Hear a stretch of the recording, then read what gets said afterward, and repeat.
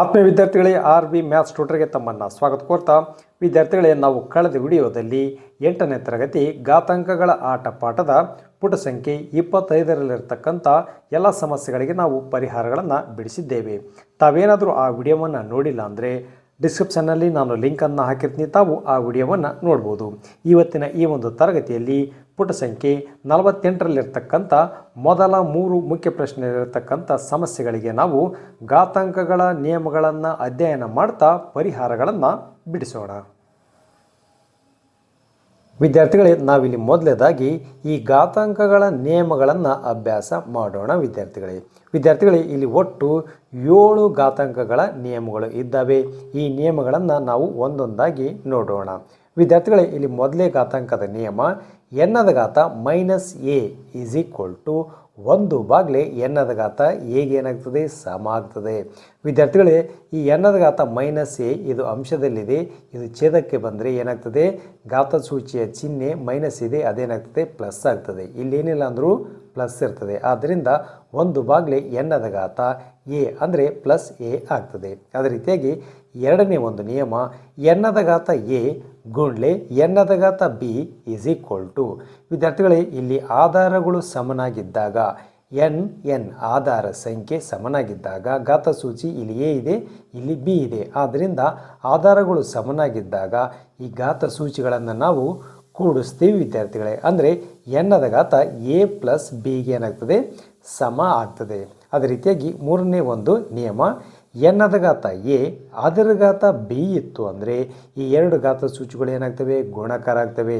This equal to ಎನ್ನದ ಘಾತ A B ಆಗ್ತದೆ. ಅದೇ ರೀತಿಯಾಗಿ ನಾಲ್ಕನೇ ಒಂದು ನಿಯಮ ಎನ್ನದ ಘಾತ ಎ ಬಾಗ್ಲೆ ಎನ್ನದ ಘಾತ ಬಿ ಈಸ್ ಈಕ್ವಲ್ ಟು. ಇಲ್ಲಿ ಆಧಾರ ಸಂಖ್ಯೆಗಳು ಸಮನಾಗಿದ್ದಾಗ ಎನ್ ಇದೆ ಘಾತ ಸೂಚಿಗಳನ್ನು ನಾವು ಅಂಶದಲ್ಲಿದ್ದಂಥ ಘಾತ ಸೂಚಿ ಛೇದಕ್ಕೆ ತಂದರೆ ಅಥವಾ ಛೇದದಲ್ಲಿದ್ದಂಥ ಘಾತ ಸೂಚಿ ಅಂಶಕ್ಕೆ ತಂದರೆ ಚಿಹ್ನೆಗಳಲ್ಲಿ ಏನಾಗ್ತದೆ, ಬೇರೆ ಆಗ್ತವೆ. ಇಲ್ಲಿ ಪ್ಲಸ್ ಇದ್ದದ್ದು ಮೈನಸ್ ಆಗ್ತದೆ, ಇಲ್ಲಿ ಬಿ ಪ್ಲಸ್ ಇದೆ, ಇಲ್ಲಿ ಏನಿಲ್ಲ ಅಂದರೂ ಪ್ಲಸ್ ಇರ್ತದೆ. ಇದು ಅಂಶಕ್ಕೆ ಬಂದರೆ ಏನಾಗ್ತದೆ, ಮೈನಸ್ ಆಗ್ತದೆ. ಆದ್ದರಿಂದ ದಿಸ್ ಈಕ್ವಲ್ ಟು ಎನ್ನದ ಘಾತ ಎ ಮೈನಸ್ ಬಿ ಆಗ್ತದೆ. ವಿದ್ಯಾರ್ಥಿಗಳೇ, ಇಲ್ಲಿ ಎನ್ ಏನಾಗಿರ್ಬಾರ್ದು, 0ಗೆ ಸಮ ಆಗಿರಬಾರ್ದು. ಅದೇ ರೀತಿಯಾಗಿ ಐದನೇ ಒಂದು ಘಾತಾಂಕಗಳ ನಿಯಮ ಇಲ್ಲಿ ವಿದ್ಯಾರ್ಥಿಗಳೇ ಎನ್ನದ ಘಾತ ಎ ಗುಣ್ಲೆ ಎಮ್ಮದ ಘಾತ ಎ ಈಸ್ ಈಕ್ವಲ್ ಟು. ಇಲ್ಲಿ ಆಧಾರಗಳು ಬೇರೆ ಬೇರೆಯಾಗಿದ್ದಾವೆ, ಆದರೆ ಘಾತ ಸೂಚಿ ಏನಾಗಿದೆ, ಒಂದೇ ಆಗಿದೆ. ವಿದ್ಯಾರ್ಥಿಗಳೇ, ಇಂಥ ಸಂದರ್ಭದಲ್ಲಿ ಎನ್ ಗುಣ್ಲೆ ಎಂ ಅದರ ಘಾತ ಎ ಎಂದು ನಾವು ಬರೆದುಕೊಳ್ಬೋದು. ಎ ಘಾತ ಸೂಚಿ ಎನ್ಗೂ ಕೂಡ ಮತ್ತು ಎಂಗೂ ಕೂಡ ಅನ್ವಯ ಆಗ್ತದೆ ವಿದ್ಯಾರ್ಥಿಗಳೇ. ಅದೇ ರೀತಿಯಾಗಿ ಆರನೇ ಒಂದು ಘಾತಾಂಕಗಳ ನಿಯಮ ಎನ್ನದ ಘಾತ ಎ ಬಾಗ್ಲೆ ಎಂಬದ ಘಾತ ಎ ಈಸ್ ಈಕ್ವಲ್ ಟು. ಇಲ್ಲಿ ವಿದ್ಯಾರ್ಥಿಗಳೇ ಆಧಾರಗಳು ಬೇರೆ ಬೇರೆಯಾಗಿದ್ದಾವೆ. ಇಲ್ಲಿ ಎನ್ ಇದೆ, ಇಲ್ಲಿ ಎಂ ಇದೆ, ಆದರೆ ಘಾತ ಸೂಚಿ ಒಂದೇ ಆಗಿದೆ ವಿದ್ಯಾರ್ಥಿಗಳೇ. ಇಂಥ ಸಂದರ್ಭದಲ್ಲಿ ಎನ್ ಬಾಗ್ಲೆ ಎಂ ಅದರ ಘಾತ ಎ ಎಂದು ನಾವು ಬರೆದುಕೊಳ್ಬೋದು. ಆದ್ದರಿಂದ ದಿಸ್ ಈಕ್ವಲ್ ಟು ಎನ್ ಬಾಗ್ಲೆ ಎಂ ಅದರ ಘಾತ ಎ ಎಂದು ನಾವು ಬರೆದುಕೊಳ್ಬೋದು. ಇಲ್ಲಿ ಛೇದದಲ್ಲಿರ್ತಕ್ಕಂಥ ಬೆಲೆ ಎಂ ಅದು 0ಗೆ ಸಮ ಆಗಿರಬಾರ್ದು. ಅದೇ ರೀತಿಯಾಗಿ ಏಳನೇ ಒಂದು ಘಾತಾಂಕಗಳ ನಿಯಮ ಎನ್ನದ ಘಾತ 0 ಅದೇನಾಗ್ತದೆ, 1ಕ್ಕೆ ಸಮ ಆಗ್ತದೆ. ಅಂದರೆ ಯಾವುದೇ ಒಂದು ಬೆಲೆಯ ಘಾತ ಸೂಚಿ 0 ಆಗಿತ್ತು ಅಂದರೆ ಎನ್ ಏನಾಗಿರ್ಬಾರ್ದು, 0ಗೆ ಸಮ ಆಗಿರ್ಬಾರ್ದು. 0ಯನ್ನು ಹೊರತುಪಡಿಸಿ ಬೇರೆ ಯಾವುದೇ ಬೆಲೆಗಳ ಘಾತ ಸೂಚಿ 0 ಇತ್ತು ಅಂದರೆ ಅದು 1ಕ್ಕೆ ಸಮ ಆಗ್ತದೆ ವಿದ್ಯಾರ್ಥಿಗಳೇ, ಈ ನಿಯಮಗಳನ್ನು ನಾವು ಉಪಯೋಗಿಸ್ತಾ ಸಮಸ್ಯೆಗಳಿಗೆ ಪರಿಹಾರಗಳನ್ನು ಬಿಡಿಸೋಣ. ವಿದ್ಯಾರ್ಥಿಗಳೇ, ಘಾತಾಂಕಗಳ ಆಟ ಪಾಠದ ಪುಟ ಸಂಖ್ಯೆ 48ರಲ್ಲಿರ್ತಕ್ಕಂಥ ಮೊದಲ ಸಮಸ್ಯೆ 2ರ ಘಾತ 224 ಬಾಗ್ಲೆ 4ರ ಘಾತ 32ರ ಬೆಲೆಯಲ್ಲಿ ಬಿಡಿ ಸ್ಥಾನದ ಸಂಖ್ಯೆಯನ್ನು ಕಂಡುಹಿಡಿಯಿರಿ. ವಿದ್ಯಾರ್ಥಿಗಳೇ, ಇಲ್ಲಿ ಸುಳಿವನ್ನು ಕೊಟ್ಟಿದ್ದಾನೆ. 4 ಈಸ್ ಈಕ್ವಲ್ ಟು 2ರ ಘಾತ 2. ವಿದ್ಯಾರ್ಥಿಗಳೇ, ಕೊಟ್ಟಿರ್ತಕ್ಕಂಥ ಬೆಲೆಗಳನ್ನು ನಾನಿಲ್ಲಿ ಬರ್ಕೊಂಡಿದ್ದೀನಿ. 2ರ ಘಾತ 224 ಬಾಗ್ಲೆ 4ರ ಘಾತ 32 ದಿಸ್ ಈಕ್ವಲ್ ಟು. ವಿದ್ಯಾರ್ಥಿಗಳೇ, 2ರ ಘಾತ 224ನ್ನು ಅಂಶದಲ್ಲಿ ಹಾಗೆ ನಾನು ಬರ್ಕೊಂಡಿದ್ದೀನಿ. ಬಾಗ್ಲೆ ಈ ಒಂದು ಛೇದದಲ್ಲಿರ್ತಕ್ಕಂಥ ಬೆಲೆ 4ರ ಘಾತ 32 ಇದೆ. ನಾವು ಪ್ರಶ್ನೆಯನ್ನು ಗಮನಿಸಿದರೆ ಅಲ್ಲಿ ಒಂದು ಸುಳಿವನ್ನು ಕೊಟ್ಟಿದ್ದಾನೆ. 4 ನಾವು 2 ಎಂದು ನಾವು ಬರೆದುಕೊಳ್ಬೋದು. ಅಂದರೆ 2 ಅಂದರೆ ಅದೇನಾಗ್ತದೆ 4ಕ್ಕೆ ಸಮ ಆಗ್ತದೆ. 2 ವರ್ಗ 2 4 ಅಂದರೆ 2 ವರ್ಗ 4ಕ್ಕೆ ಸಮ ಆಗ್ತದೆ. ಆದ್ದರಿಂದ ಈ ಒಂದು ಛೇದದಲ್ಲಿರ್ತಕ್ಕಂಥ ಬೆಲೆಯಲ್ಲಿ ಈ 4 ಏನು ಆಧಾರ ಬೆಲೆ ಇದೆ ಇದನ್ನು ನಾನು 4ರ ಬದಲಾಗಿ 2 ಎಂದು ನಾನು ಬರೆದುಕೊಂಡಿದ್ದೇನೆ. ಅದರ ಘಾತ ಎಷ್ಟಿದೆ ವಿದ್ಯಾರ್ಥಿಗಳೇ? 32 ಇದೆ. ನಾನು ಘಾತಸೂಚಿ ಅಥವಾ ಘಾತ 32 ನಾನು ಬರ್ಕೊಂಡಿದ್ದೀನಿ. ದಿಸ್ ಈಕ್ವಲ್ ಟು ಈ ಅಂಶದಲ್ಲಿರ್ತಕ್ಕಂಥ ಬೆಲೆಯನ್ನು ನಾನು ಹಾಗೆ ಬರ್ಕೊಂಡಿದ್ದೀನಿ. 224 ಹಾಗೆ ನಾನು ಬರ್ಕೊಂಡಿದ್ದೀನಿ. ಬಾಗ್ಲೆ ವಿದ್ಯಾರ್ಥಿಗಳೇ, ಈ ಒಂದು ಛೇದದಲ್ಲಿರ್ತಕ್ಕಂಥ ಬೆಲೆಗಳನ್ನು ನಾವು ಗಮನಿಸಿದರೆ ಈ ಒಂದು ನಿಯಮ ಘಾತಾಂಕಗಳ ನಿಯಮ ವಿದ್ಯಾರ್ಥಿಗಳೇ, ಎನ್ನದ ಘಾತ ಎ ಅದರ ಘಾತ ಬಿ ಇತ್ತು ಅಂದರೆ ಈ 2 ಘಾತ ಸೂಚಿಗಳು ಏನಾಗ್ತವೆ? ಗುಣಾಕಾರ ಆಗ್ತವೆ. ಆದ್ದರಿಂದ ದಿಸ್ ಈಕ್ವಲ್ ಟು ಎನ್ನದ ಘಾತ ಎ ಬಿ ಆಗ್ತದೆ ವಿದ್ಯಾರ್ಥಿಗಳೇ. ಅಂದರೆ ಈ 2 ಘಾತ ಸೂಚಿಗಳನ್ನು ನಾವು ಗುಣಿಸ್ತೀವಿ ವಿದ್ಯಾರ್ಥಿಗಳೇ. ಆದ್ದರಿಂದ ಈ ನಿಯಮದಂತೆ ಈ ಒಂದು ಬೆಲೆಗಳು ಕಾಣ್ತಾ ಇದ್ದಾವೆ. ಎನ್ನದ ಘಾತ ಎ ಅದರ ಘಾತ ಬಿ ಇದೆ. ಆದ್ದರಿಂದ ಈ ಎ ಬಿ ಈ 2 ಘಾತ ಸೂಚಿಗಳನ್ನು ನಾವು ಗುಣಿಸೋಣ ಈ ನಿಯಮದ ಪ್ರಕಾರ, ಘಾತಾಂಕಗಳ ನಿಯಮದ ಪ್ರಕಾರ. ಆದ್ದರಿಂದ ಇಲ್ಲಿ 2ರ ಘಾತ ಛೇದದಲ್ಲಿರ್ತಕ್ಕಂಥ 2 ಆಧಾರ ಸಂಖ್ಯೆ ಹಾಗೆ ನಾನು ಬರ್ಕೊಂಡಿದ್ದೀನಿ. ಈ 2 ಮತ್ತು 32 ನಾವು ಗುಣಿಸಿದರೆ ಅದು 64ಕ್ಕೆ ಸಮ ಆಗ್ತದೆ. ಆದ್ದರಿಂದ ಈ ಛೇದದಲ್ಲಿರ್ತಕ್ಕಂಥ ಬೆಲೆ 2ರ ಘಾತ 64 ಆಗ್ತದೆ. ದಿಸ್ ಈಕ್ವಲ್ ಟು ವಿದ್ಯಾರ್ಥಿಗಳೇ 2ರ ಘಾತ 224 ಬಾಗ್ಲೆ 2ರ ಘಾತ 64 ಇದೆ. ಇಲ್ಲಿ ಆಧಾರ ಬೆಲೆಗಳು ಸಮನಾಗಿ ಇದ್ದಾವೆ. 2 ಆಧಾರಗಳು ಸಮನಾಗಿದ್ದಾವೆ. ಇಲ್ಲಿ ಘಾತ ಸೂಚಿಗಳು 224 ಇದೆ. ಇಲ್ಲಿ ಛೇದದಲ್ಲಿರ್ತಕ್ಕಂಥ ಘಾತ ಸೂಚಿ 64 ಇದೆ. ವಿದ್ಯಾರ್ಥಿಗಳೇ, ಈ ಒಂದು ನಿಯಮವನ್ನು ಘಾತಾಂಕಗಳ ನಿಯಮವನ್ನು ನಾವು ನೆನಪು ಮಾಡಿಕೊಂಡ್ರೆ ಎನ್ನದ ಘಾತ ಎ ಬಾಗ್ಲೆ ಎನ್ನದ ಘಾತ ಬಿ ಇಸ್ ಈಕ್ವಲ್ ಟು ಎನ್ನದ ಘಾತ ಎ ಮೈನಸ್ ಬಿ ಆಗ್ತದೆ ವಿದ್ಯಾರ್ಥಿಗಳೇ. ಅಂದರೆ ಇಲ್ಲಿ ಆಧಾರಗಳು ಸಮನಾಗಿದ್ದಾಗ ನಾವು ಘಾತ ಸೂಚಿಗಳನ್ನು ಛೇದದಲ್ಲಿರ್ತಕ್ಕಂಥ ಘಾತ ಸೂಚಿ ಅಂಶಕ್ಕೆ ನಾವು ತೆಗೆದುಕೊಂಡು ಹೋದರೆ ಅದೇನಾಗ್ತದೆ? ಚಿಹ್ನೆಯಲ್ಲಿ ಬದಲಾವಣೆ ಹೊಂದುತ್ತದೆ. ಪ್ಲಸ್ ಇದ್ದಂಥ ಬಿ ಏನಾಗ್ತದೆ? ಮೈನಸ್ ಬಿ ಆಗ್ತದೆ. ಅದೇ ರೀತಿಯಾಗಿ ಈ ಒಂದು ನಿಯಮದ ಪ್ರಕಾರ ನಾನು ಅಂಶದಲ್ಲಿರ್ತಕ್ಕಂಥ 2ರ ಘಾತ 224 ಹಾಗೆ ನಾನು ಬರ್ಕೊಂಡಿದ್ದೀನಿ. ಇಲ್ಲಿ ಛೇದದಲ್ಲಿರ್ತಕ್ಕಂಥ 2ರ ಘಾತ 64 ಅಂದರೆ 64 ಇಲ್ಲಿ ಏನಿಲ್ಲ ಅಂದರೂ ಕೂಡ ಪ್ಲಸ್ ಇರ್ತದೆ. ಅದು ಅಂಶಕ್ಕೆ ಹೋದರೆ ಏನಾಗ್ತದೆ? ಮೈನಸ್ ಆಗ್ತದೆ. ಈ ಒಂದು ಘಾತಾಂಕಗಳ ನಿಯಮಗಳ ಪ್ರಕಾರ. ದಿಸ್ ಈಕ್ವಲ್ ಟು ಇಲ್ಲಿ 2ರ ಘಾತ ಅಂದರೆ 2 ಅಂತಕ್ಕಂಥದ್ದು ಆಧಾರ ಸಂಖ್ಯೆ 2ರ ಘಾತ. ಇಲ್ಲಿ ಘಾತ ಸೂಚಿಯಲ್ಲಿ ನಾವು ಗಮನಿಸಿದ್ರೆ 224ರಲ್ಲಿ 64 ನಾವು ಕಳೆದರೆ ನಮಗೆ 160 ಉತ್ತರ ಸಿಗುತ್ತದೆ ವಿದ್ಯಾರ್ಥಿಗಳೇ. ಆದ್ದರಿಂದ ಈ ಬೆಲೆಗಳನ್ನು ನಾವು ಸಂಕ್ಷೇಪಿಸಿದಾಗ ಈ 2 ನಿಯಮಗಳ ಪ್ರಕಾರ ಅದರ ಬೆಲೆ 2ರ ಘಾತ 160 ಬೆಲೆ ನಮಗೆ ಸಿಕ್ಕಿದೆ ವಿದ್ಯಾರ್ಥಿಗಳೇ. ಅದೇ ರೀತಿಯಾಗಿ ಎರಡನೇ ಒಂದು ಪ್ರಶ್ನೆ, ಒಂದು ಸಂಗ್ರಾಹಕದಲ್ಲಿ 5 ಬಾಟಲಿಗಳಿವೆ.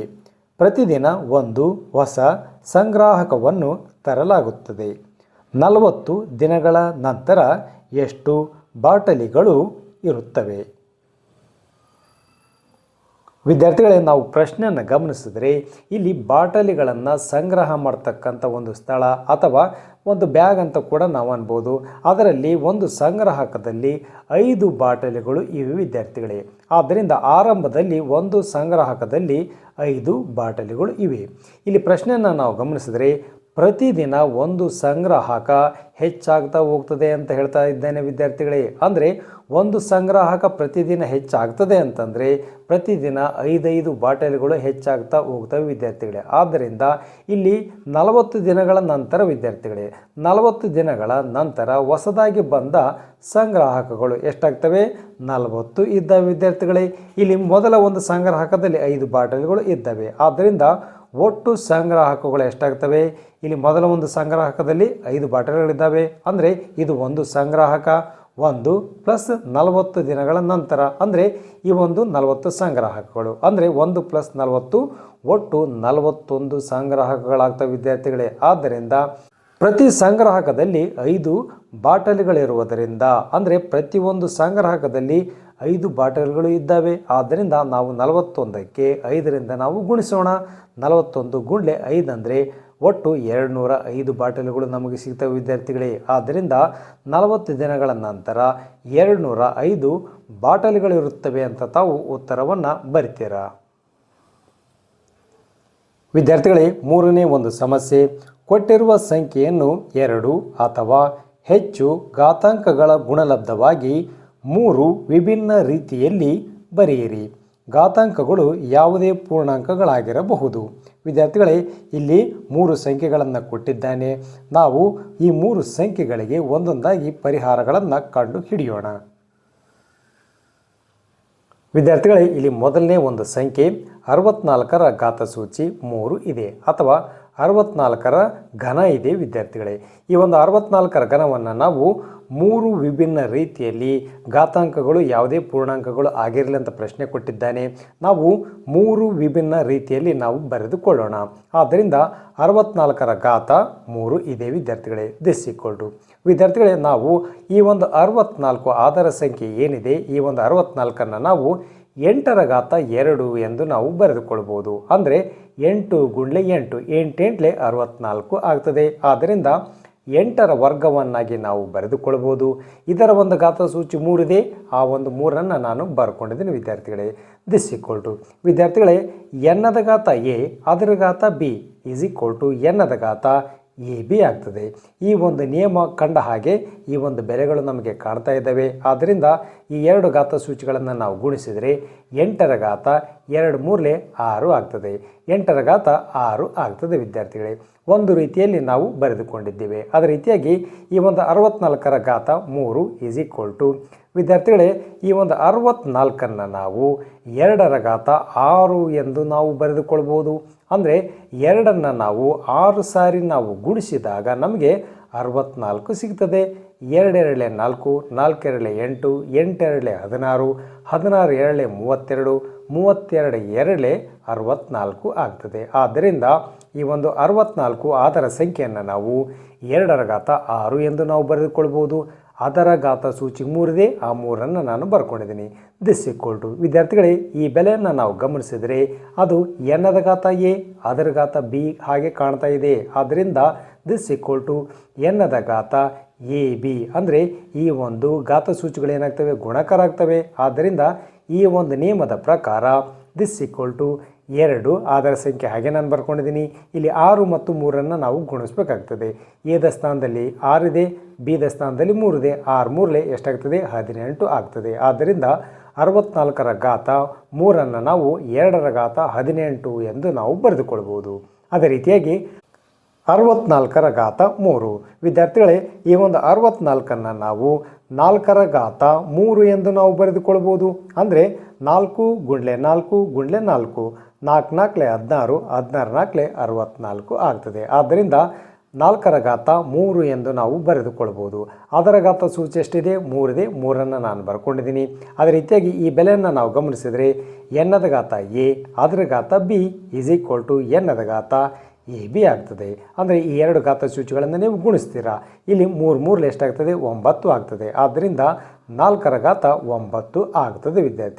ವಿದ್ಯಾರ್ಥಿಗಳೇ, ಈ ಒಂದು 64ರ ಘಾತ 3 ಏನಿದೆ ಇದನ್ನು ನಾವು 3 ವಿಭಿನ್ನ ರೀತಿಯಲ್ಲಿ ಯಾವುದೇ ಪೂರ್ಣಾಂಕ ಆಗಿರಲಿ ಅಂತ ಪ್ರಶ್ನೆ ಕೊಟ್ಟಿದ್ದಾನೆ. ಆದ್ದರಿಂದ ಈ ಒಂದು 64ರ ಘಾತ 3ಅನ್ನು ನಾವು 3 ವಿಭಿನ್ನ ರೀತಿಯಲ್ಲಿ ನಾವು ಬರೆದುಕೊಂಡಿದ್ದೇವೆ.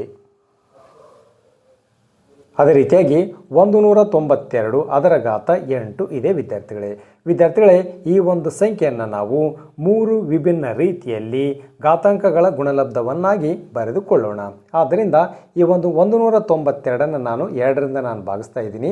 192ಅನ್ನು 2ರಿಂದ ನಾನು ಭಾಗಿಸ್ತಾ ಇದ್ದೀನಿ. 2 9 18 ಆಗ್ತದೆ. 1 ಉಳಿತಿದೆ 12 ಆಗ್ತದೆ. 2 6 12 ಆಗ್ತದೆ. ಅದೇ ರೀತಿಯಾಗಿ 2 4 8 ಆಗ್ತದೆ. 1 ಉಳಿತಿದೆ 16 ಆಗ್ತದೆ. 2 8 16 ಆಗ್ತದೆ. ಅದೇ ರೀತಿಯಾಗಿ 2 2 4 2 4 8. ಅದೇ ರೀತಿಯಾಗಿ 2 1 2 2 2 4 2 6 12 2 3 6 ಆಗ್ತದೆ. ಇಲ್ಲಿ 3 ಇದೆ ವಿದ್ಯಾರ್ಥಿಗಳೇ. ನಾನು 3ರಿಂದ ಭಾಗಿಸ್ತಾ ಇದ್ದೀನಿ. 2ರಿಂದ ಭಾಗ ಆಗಲ್ಲ. 3 1 3 ವಿದ್ಯಾರ್ಥಿಗಳೇ ಇಲ್ಲಿ 192 ಅದರ ಘಾತ 8 ಈಸ್ ಈಕ್ವಲ್ ಟು ಈ ಒಂದು 192 ನಾನು 2ರಿಂದ ಭಾಗಿಸಿದ್ದೀನಿ, ತದನಂತರ 3ರಿಂದ ನಾನು ಭಾಗಿಸಿದ್ದೀನಿ. ಅಂದರೆ ನಾನು 2 ಈ ಒಂದು ಭಾಜಕ ಸ್ಥಾನವನ್ನು ನಾವು ಗಮನಿಸಿದ್ರೆ 2 ಎಷ್ಟು ಸಾರಿ ಇದೆ? 1 2 3 4 5 6 ಸಾರಿ ಇದೆ ವಿದ್ಯಾರ್ಥಿಗಳೇ. ಅಂದರೆ 2ರ ಘಾತ 6 ಎಂದು ನಾವು ಬರೆದುಕೊಳ್ಬೋದು. ಅದೇ ರೀತಿಯಾಗಿ ಭಾಜಕ ಸ್ಥಾನದಲ್ಲಿ 3 ಒಂದು ಸಾರಿ ಇದೆ, ಗುಂಡ್ಲೆ 3 ಅಂತ ನಾನು ಬರ್ಕೊಂಡಿದ್ದೀನಿ. ಅಂದರೆ 192 ನಾವು 2ರ ಘಾತ 6 ಗುಂಡ್ಲೆ 3 ಎಂದು ನಾವು ಬರೆದುಕೊಳ್ಬೋದು. ಅದರ ಘಾತ 8 ಇದೆ, 8ಅನ್ನು ನಾನು ಬರ್ಕೊಂಡಿದ್ದೀನಿ ವಿದ್ಯಾರ್ಥಿಗಳೇ. ಈ ಬೆಲೆಯನ್ನು ನಾವು ಗಮನಿಸಿದರೆ ಎನ್ನದ ಘಾತ ಎ ಅದರ ಘಾತ ಬಿ, ಆದ್ದರಿಂದ ದಿಸ್ ಈಕ್ವಲ್ ಟು ಎನ್ನದ ಘಾತ ಎ ಬಿ. ಈ ಒಂದು ನಿಯಮದ ರೀತಿಯಲ್ಲಿ ಕಾಣ್ತಾ ಇದೆ. ಎನ್ನದ ಘಾತ ಎ ಅದರ ಘಾತ ಬಿ, ಎನ್ನದ ಘಾತ ಎ ಬಿ ಆಗ್ತದೆ. ಈ ಎರಡು ಬೆಲೆಗಳೇನಾಗ್ತವೆ? ಗುಣಾಕಾರ ಆಗ್ತವೆ. ಆದ್ದರಿಂದ 2ರ ಘಾತ 6 48 ಆಗ್ತದೆ. ಗುಂಡ್ಲೆ ವಿದ್ಯಾರ್ಥಿಗಳೇ ಈ ಎರಡು ಬೆಲೆಗಳನ್ನು ಈ ಒಂದು ಎನ್ನು ಮತ್ತು ಎಮ್ ಅನ್ನು ನಾವು ಗುಣಿಸಿದರೆ ಅದರ ಘಾತ ಸೂಚಿ ಎ ಇತ್ತು ಅಂದರೆ ಈ ಒಂದು ಘಾತ ಸೂಚಿ ಎನ್ನಿಗೆ ಏನಾಗ್ತದೆ? ಅಪ್ಲೈ ಆಗ್ತದೆ, ಎಮ್ಮಿಗೂ ಕೂಡ ಅಪ್ಲೈ ಆಗ್ತದೆ. ಆದ್ದರಿಂದ ಎನ್ನದ ಘಾತ ಎ ಆಗ್ತದೆ, ಎಮ್ಮದ ಘಾತ ಎ ಆಗ್ತದೆ. ಈ ಒಂದು ಘಾತಾಂಕ ನಿಯಮವನ್ನು ನಾವಿಲ್ಲಿ ಬಳಸಿಕೊಳ್ಬೋದು ವಿದ್ಯಾರ್ಥಿಗಳೇ. ಈ ಒಂದು ಘಾತ 8 ಏನಿದೆ ಅದು 2ರ ಘಾತ 6ಕ್ಕೂ ಕೂಡ ಅನ್ವಯ ಆಗ್ತದೆ. 3ರ ಘಾತ ಇಲ್ಲೇನಿಲ್ಲ ಅಂದರೂ ಕೂಡ 1 ಇರ್ತದೆ, ಇದು 3ಕ್ಕೂ ಕೂಡ ಅನ್ವಯ ಆಗ್ತದೆ. ಆದ್ದರಿಂದ 3ರ ಘಾತ 8 ಆಗ್ತದೆ ವಿದ್ಯಾರ್ಥಿಗಳೇ. ಆದ್ದರಿಂದ ನಾವು ಒಂದು ಸಾರಿ ವಿಭಿನ್ನ ರೀತಿಯಲ್ಲಿ ನಾವು ಈ ಒಂದು 192 ಅದರ ಘಾತ ಸೂಚಿ 8ಅನ್ನು ನಾವು ಒಂದು ರೀತಿಯಲ್ಲಿ ನಾವು ಬರೆದುಕೊಂಡಿದ್ದೇವೆ. ಅದೇ ರೀತಿಯಾಗಿ ಈ 192 ನಾನು 3ರಿಂದ ನಾನು ಭಾಗಿಸ್ತಾ ಇದ್ದೀನಿ. 3 6 18 ಆಗ್ತದೆ, 1 ಉಳಿತದೆ 12 ಆಗ್ತದೆ, 3 4 12 ಆಗ್ತದೆ. ಅದೇ ರೀತಿಯಾಗಿ 8 8 64, 8 1 8 ಆಗ್ತದೆ. ಆದ್ದರಿಂದ 192 ಅದರ ಘಾತ ಸೂಚಿ 8 ಈಸ್ ಈಕ್ವಲ್ ಟು ಈ 192 ನಾವು 3 ಗುಂಡ್ಲೆ 8ಅನ್ನು ನಾನು 2 ಸಾರಿ ನಾನು ಬರ್ಕೊಂಡಿದ್ದೀನಿ. ಈ ಒಂದು ಭಾಜಕ ಸ್ಥಾನದಲ್ಲಿ 8ರ ಘಾತ 2 ಎಂದು ನಾವು ಬರೆದುಕೊಳ್ಬೋದು. ಆದ್ದರಿಂದ 192 ನಾವು 3 ಗುಂಡ್ಲೆ 8ರ ಘಾತ 2 ಎಂದು ನಾವು ಬರೆದುಕೊಳ್ಬೋದು. ಅದರ ಘಾತ ಸೂಚಿ 8 ಇದೆ, 8ಅನ್ನು ನಾನು ಬರ್ಕೊಂಡಿದ್ದೀನಿ. ದಿಸ್ ಈಕ್ವಲ್ ಟು 192 ಅದರ ಘಾತ ಸೂಚಿ 8 ಈಸ್ ಈಕ್ವಲ್ ಟು ವಿದ್ಯಾರ್ಥಿಗಳೇ ಈ ಬೆಲೆಗಳನ್ನು ನಾವು ಗಮನಿಸಿದರೆ ಎನ್ನದ ಘಾತ ಎ ಅದರ ಘಾತ ಬಿ ಈಸ್ ಈಕ್ವಲ್ ಟು ಎನ್ನದ ಘಾತ ಎ ಬಿ. ಈ ಎರಡು ಘಾತ ಸೂಚಿಗಳನ್ನು ನಾವು ಗುಣಿಸ್ತೀವಿ. ಅದೇ ರೀತಿಯಾಗಿ ಎನ್ ಇಂಟು ಎಮ್ ಅದರ ಘಾತ ಎ ಇತ್ತು ಅಂದರೆ ಅದೇನಾಗ್ತದೆ? ಯಾವುದಕ್ಕೆ ಸಮ ಆಗ್ತದೆ? ಎನ್ನದ ಘಾತ ಎ ಮತ್ತು ಎಮ್ಮದ ಘಾತ ಎಗೆ ಏನಾಗ್ತದೆ? ಸಮ ಆಗ್ತದೆ ವಿದ್ಯಾರ್ಥಿಗಳೇ. ಆದ್ದರಿಂದ ದಿಸ್ ಈಕ್ವಲ್ ಟು ಇಲ್ಲಿ ಏನಿಲ್ಲ ಅಂದರೂ ಕೂಡ ಈ ಒಂದು 3ರ ಘಾತ 1 ಇರ್ತದೆ. 3ರ ಘಾತ 1 ಇಂಟು 8 ಅಂದರೆ 8 ಆಗ್ತದೆ. 3ರ ಘಾತ 8 ಆಗ್ತದೆ. ಗುಂಡ್ಲೆ 8ರ ಘಾತ ಎ ಗುಂಡ್ಲೆ ಬಿ ಅಂದರೆ 2 8 16 ಆಗ್ತದೆ. 8ರ ಘಾತ 16 ಆಗ್ತದೆ. ಆದ್ದರಿಂದ 192 ಅದರ ಘಾತ 8ಅನ್ನು ನಾವು 3ರ ಘಾತ 8 ಗುಂಡ್ಲೆ 8ರ ಘಾತ 16 ಎಂದು ನಾವು ಬರೆದುಕೊಳ್ಳಬಹುದು. ಎರಡು ರೀತಿಯಲ್ಲಿ ನಾವು ಬರ್ಕೊಂಡಿದ್ದೀವಿ. ಇನ್ನೊಂದು ರೀತಿಯಲ್ಲಿ ನಾವು ಬರೆದುಕೊಳ್ಳೋಣ. ಈ ಒಂದು 192 ನಾನು 4ರಿಂದ ನಾನು ಭಾಗಿಸ್ತಾ ಇದ್ದೀನಿ. 4 4 16 ಆಗ್ತದೆ. ಅದೇ ರೀತಿಯಾಗಿ 4 8 32 ಆಗ್ತದೆ. ಇಲ್ಲಿ 3 ಉಳಿತದೆ, 32 ಆಗ್ತದೆ. 4 8 32 ಆಗ್ತದೆ. ಅದೇ ರೀತಿಯಾಗಿ 4 1 4, 4 2 8, 4 3 12, 3 1 3. ಆದ್ದರಿಂದ 192ರ ಘಾತ 8 ಈಸ್ ಈಕ್ವಲ್ ಟು ಈ 192 ನಾವು ಇಲ್ಲಿ 3 ಸಾರಿ ಇದೆ. ಈ ಒಂದು ಭಾಜಕ ಸ್ಥಾನದಲ್ಲಿ 4ರ ಘಾತ 3 ಗುಂಡ್ಲೆ ಭಾಜಕ ಸ್ಥಾನದಲ್ಲಿ 3 1 ಸಾರಿ ಇದೆ, 1 ಸಾರಿ ನಾನು ಬರ್ಕೊಂಡಿದ್ದೀನಿ. ಅದರ ಘಾತ ಸೂಚಿ 8 ಇದೆ, 8ಅನ್ನು ನಾನು ಬರ್ಕೊಂಡಿದ್ದೀನಿ. ವಿದ್ಯಾರ್ಥಿಗಳೇ ಎನ್ನದ ಘಾತ ಎ ಅದರ ಘಾತ ಬಿ ಅಂದರೆ ಎನ್ನದ ಘಾತ ಎ ಬಿ. ಈ ಎರಡು ಬೆಲೆಗಳನ್ನು ನಾವು ಈ ನಿಯಮದ ಪ್ರಕಾರ ನಾವು ಗುಣಿಸ್ತೀವಿ ವಿದ್ಯಾರ್ಥಿಗಳೇ. ದಿಸ್ ಈಕ್ವಲ್ ಟು 4ರ ಘಾತ 3 8 24 ಆಗ್ತದೆ. ಗುಂಡ್ಲೆ 3ರ ಘಾತ ಏನಿಲ್ಲ ಅಂದರೂ ಕೂಡ ಇಲ್ಲಿ 1 ಇರ್ತದೆ, 1 8 8 ಆಗ್ತದೆ ವಿದ್ಯಾರ್ಥಿಗಳೇ. ಈ ಎರಡು ನಿಯಮಗಳನ್ನು ಬಳಸಿಕೊಂಡು ನಾವು ಕೊಟ್ಟಿರ್ತಕ್ಕಂಥ 192 ಅದರ ಘಾತ 8ಅನ್ನು ನಾವು 3 ವಿಭಿನ್ನ ರೀತಿಯಲ್ಲಿ 1 2 ಮತ್ತು 3 ವಿಭಿನ್ನ ರೀತಿಯಲ್ಲಿ ಘಾತಾಂಕಗಳ ಗುಣಲಬ್ಧವನ್ನಾಗಿ ವ್ಯಕ್ತಪಡಿಸಿದ್ದೇವೆ ವಿದ್ಯಾರ್ಥಿಗಳೇ. ಅದೇ ರೀತಿಯಾಗಿ ವಿದ್ಯಾರ್ಥಿಗಳೇ 32ರ ಘಾತ -5 ಇದೆ ವಿದ್ಯಾರ್ಥಿಗಳೇ. ಆದ್ದರಿಂದ ನಾವು ಈ 32ರ ಘಾತ -5 ನಾವು 3 ವಿಭಿನ್ನ ರೀತಿಗಳಲ್ಲಿ ಘಾತಾಂಕಗಳ ಗುಣಲಬ್ಧವನ್ನಾಗಿ ನಾವು ಬರೆದುಕೊಳ್ಳೋಣ. ಆದ್ದರಿಂದ ಈ 32 ನಾನು 2ರಿಂದ ನಾನು ಭಾಗಿಸ್ತಾ ಇದ್ದೀನಿ. 32 ನಾನು ಭಾಜ್ಯ ಸ್ಥಾನದಲ್ಲಿ ನಾನು ಬರ್ಕೊಂಡಿದ್ದೀನಿ. 2 1 2, 1 ಉಳಿತದೆ 12 ಆಗ್ತದೆ, 2 6 12, 2 8 16, 2 4 8, 2 2 4, 2 1 2 ವಿದ್ಯಾರ್ಥಿಗಳೇ. ಅಂದರೆ ಈ ಒಂದು 32 ನಾವು 2ರ ಘಾತ 5 ಎಂದು ನಾವು ಬರೆದುಕೊಳ್ಬೋದು. ಯಾಕಂದರೆ ಭಾಜಕ ಸ್ಥಾನದಲ್ಲಿ 5 ಸಾರಿ ನಾನು ಬರ್ಕೊಂಡಿದ್ದೀನಿ. 1 2 3 4 5. ಅಂದರೆ ಈ ಒಂದು 2 ನಾವು 5 ಸಾರಿ ನಾವು ಗುಣಿಸಿದಾಗ ನಮಗೆ 32 ಸಿಗ್ತದೆ. ಆದ್ದರಿಂದ ದಿಸ್ ಈಕ್ವಲ್ ಟು ಈ ಒಂದು 32 ನಾವು 2ರ ಘಾತ 5 ಎಂದು ನಾವು ಬರೆದುಕೊಳ್ಬೋದು. ಅದರ ಘಾತ ಸೂಚಿ -5 ಇದೆ, -5 ನಾನು ಬರ್ಕೊಂಡಿದ್ದೀನಿ.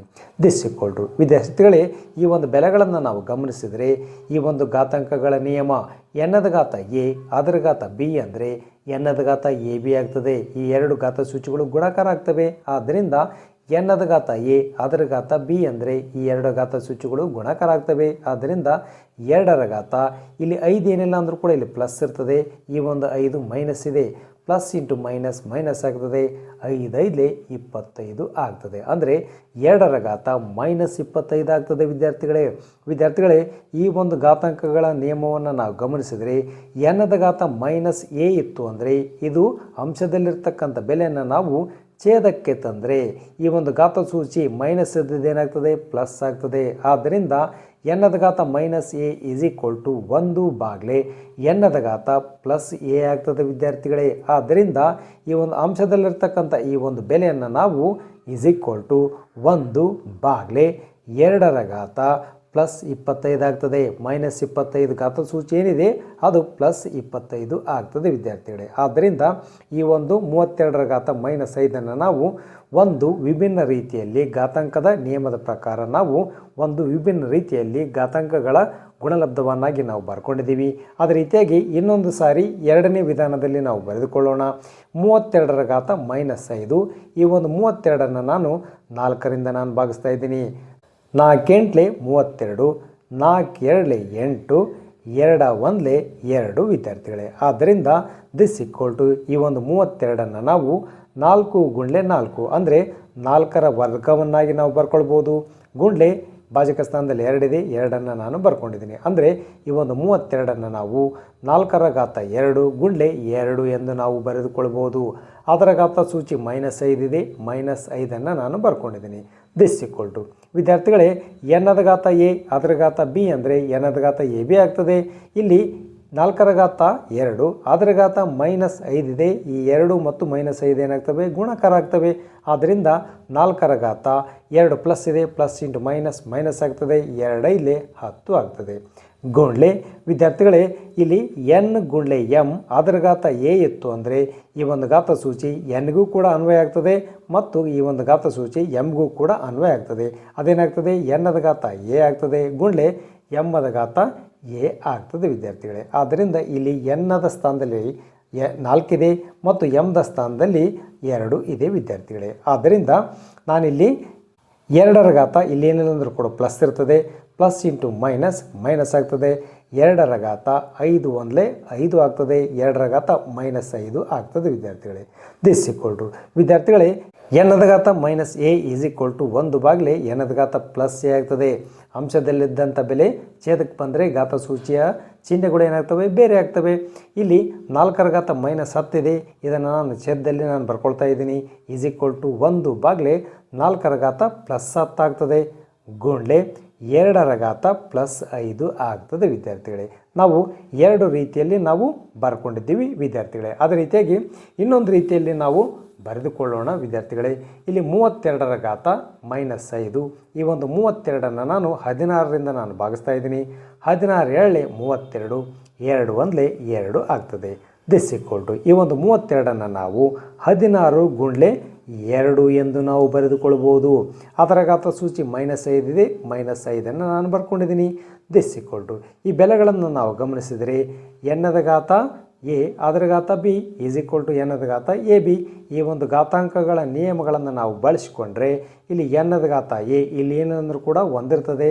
1 × 5 ಅಂದರೆ ಅದು 5 ಆಗ್ತದೆ. ಅಂದರೆ 16ರ ಘಾತ -5 ಆಗ್ತದೆ. ಗುಂಡ್ಲೆ ಇಲ್ಲಿ 2ರ ಘಾತ ಏನಿದೆ ಏನಿಲ್ಲ ಅಂದರೂ ಕೂಡ ಒಂದಿರ್ತದೆ. ಆದ್ದರಿಂದ 1 × 5 ಅಂದರೆ ಅದೇನಾಗ್ತದೆ -5 ಆಗ್ತದೆ. ಇಲ್ಲಿ +1 ಇರ್ತದೆ, ಪ್ಲಸ್ ಇಂಟು ಮೈನಸ್ ಆಗ್ತದೆ. 1 5 5 ಆಗ್ತದೆ ಈ ಒಂದು ಘಾತಾಂಕದ ನಿಯಮದ ಪ್ರಕಾರ. ಆದ್ದರಿಂದ ಇಲ್ಲಿ 32ರ ಘಾತ -5ಅನ್ನು ನಾವು 16ರ ಘಾತ -5 × 2ರ ಘಾತ -5 ಎಂದು ನಾವು ಬರೆದುಕೊಳ್ಳಬಹುದು. ಆದ್ದರಿಂದ ಈ ಒಂದು ನಿಯಮದ ಪ್ರಕಾರ ಎನ್ನದ ಘಾತ -a ಇದ್ದಂಥ ಈ ಒಂದು ಬೆಲೆಯನ್ನು ನಾವು ಛೇದಕ್ಕೆ ತಂದರೆ ಚಿಹ್ನೆ ಏನಾಗ್ತದೆ, ಘಾತ ಸೂಚಿಯ ಚಿಹ್ನೆ ಬೇರೆ ಆಗ್ತದೆ ವಿದ್ಯಾರ್ಥಿಗಳೇ. ಆದ್ದರಿಂದ ದಿಸ್ ಈಕ್ವಲ್ ಟು 1 ಬಾಗ್ಲೆ ಇಲ್ಲಿ 16ರ ಘಾತ -5 ಇದೆ, ಛೇದಕ್ಕೆ ಬಂದರೆ 16ರ ಘಾತ +5 ಆಗ್ತದೆ. ಗುಂಡ್ಲೆ 2ರ ಘಾತ -5 ಇದೆ, ಛೇದಕ್ಕೆ ಬಂದರೆ 2ರ ಘಾತ +5 ಆಗ್ತದೆ ವಿದ್ಯಾರ್ಥಿಗಳೇ. ಆದ್ದರಿಂದ ಈ ಒಂದು 32ರ ಘಾತ ಸೂಚಿ -5ಅನ್ನು ನಾವು 1 2 ಮತ್ತು 3 ಸಾರಿ ವಿಭಿನ್ನ ರೀತಿಯಲ್ಲಿ ನಾವು ಘಾತಾಂಕಗಳ ಗುಣಲಬ್ಧವನ್ನಾಗಿ ಬರೆದುಕೊಂಡಿದ್ದೇವೆ. ವಿದ್ಯಾರ್ಥಿಗಳೇ, ಈ ವಿಡಿಯೋ ಇಷ್ಟ ಆಗಿದ್ದರೆ ಒಂದು ಲೈಕ್ ಮಾಡಿ, ಹಾಗೆ ತಮ್ಮ ಫ್ರೆಂಡ್ಸ್ಗೂ ಕೂಡ ಈ ವಿಡಿಯೋನ ಶೇರ್ ಮಾಡಿ. ತಾವೇನಾದರೂ ಹೊಸಬರಾಗಿದ್ದರೆ ನಮ್ಮ ಚಾನಲನ್ನು ಸಬ್ಸ್ಕ್ರೈಬ್ ಮಾಡ್ಕೊಳ್ಳಿ. ಪಕ್ಕದಲ್ಲಿರುವ ಬೆಲ್ ಬಟನ್ ಒತ್ತಿ ಆಲ್ ಆಪ್ಷನನ್ನು ಸೆಲೆಕ್ಟ್ ಮಾಡಿ. ಮುಂದಿನ ವಿಡಿಯೋದಲ್ಲಿ ಇದೇ ಪುಟದಲ್ಲಿರುವ ಸಮಸ್ಯೆಗಳಿಗೆ ಪರಿಹಾರಗಳನ್ನು ಬಿಡಿಸೋಣ.